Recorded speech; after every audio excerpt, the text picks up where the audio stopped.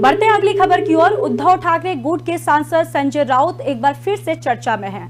वजह उनका एक बयान है जिसमें उन्होंने दावा किया है कि महाराष्ट्र में शिंदे फडणवीस सरकार सिर्फ 15 से 20 दिनों में गिर जाएगी।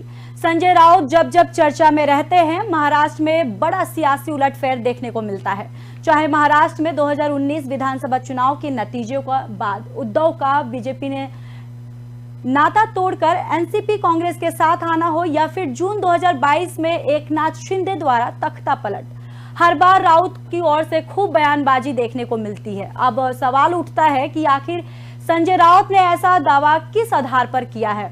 दरअसल राउत ने कहा कि महाराष्ट्र में शिंदे फडणवीस सरकार का डेथ वारंटी जारी हो चुका है, सिर्फ तारीख का ऐलान होना बाकी है। मैंने पहले ही कहा था कि शिंदे सरकार फरवरी में गिर जाएगी, लेकिन सुप्रीम कोर्ट के फैसले में देरी के कारण इस सरकार की लाइफलाइन बढ़ गई है और ये सरकार अगले 15 से 20 दिनों में गिर जाएगी।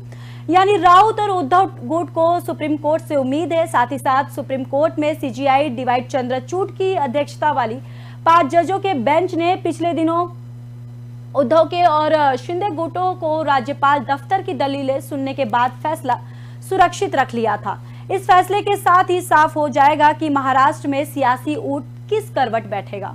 भले ही शिंदे गुट ने राउत को फर्जी ज्योतिष करार दिया हो, लेकिन सुप्रीम कोर्ट का फैसला एकनाथ शिंदे और उनके गुट के विधायकों का भी भविष्य तय करेगा।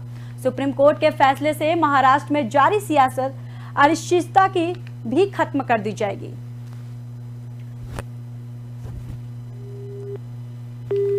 तो आपको बताते चलें कि महाराष्ट्र में राजनीति हलचल तेज हो गई है। इसको लेते ही संजय राउत का फिर से एक बयान सामने आया है।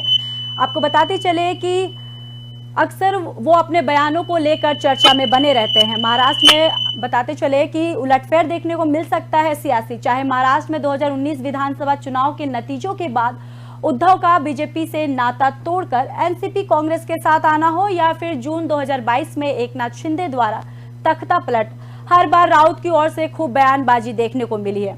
अब सवाल उठता है कि आखिर संजय राउत ने ऐसा दावा किस आधार पर किया है।